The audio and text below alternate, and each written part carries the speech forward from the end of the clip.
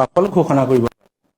যোৱা বছৰ আমি 6 জুনৰ দিনা হায়াৰ ছেকেণ্ডেৰী ফাইনেল পৰীক্ষাৰ ৰিজাল্ট দিছিলোঁ আৰু এইবাৰ মই চেষ্টা কৰিছিলোঁ যাতে এমাহৰ আগতে মই ৰিজাল্টটো দিব পাৰোঁ আৰু সেইমতে ভাবিছোঁ 10 মে'ৰ ভিতৰত আমি ৰিজাল্ট ঘোষণা কৰিব পাৰিম।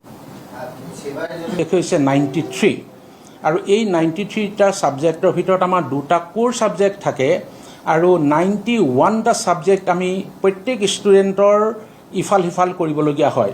গতিকে হায়াৰ ছেকেণ্ডেৰী যিটো ফাইনেল এক্সামিনেশ্যনৰ result processing it is a very complex process আৰু সেইকাৰণে ই অকণমান সময় লয়।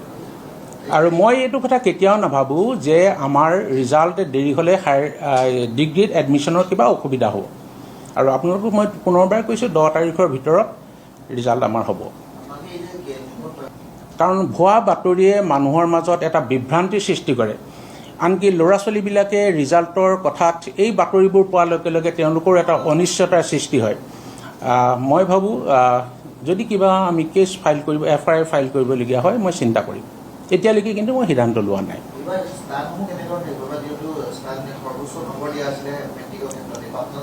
কথাটো এনেকুৱা, মেট্ৰিকত সেইটো আচলতে স্থান নহয়, ইন অৰ্ডাৰ অফ মেৰিট 5জন ষ্টুডেণ্টক তাত দেখুওৱা হৈছে আৰু পজিশ্যন থাকিব নে নাথাকিব এই সিদ্ধান্তটো আমাৰ এক্সামিনেশ্যন কমিটিয়ে ল'ব।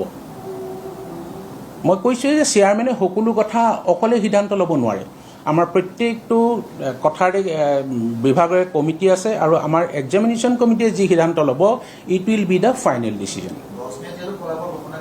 10 মে' বুলি মই তাৰিখটো কৈ দিয়া নাই, ভিতৰত বুলি কৈছোঁ, অন অৰ বিফৰ দেই।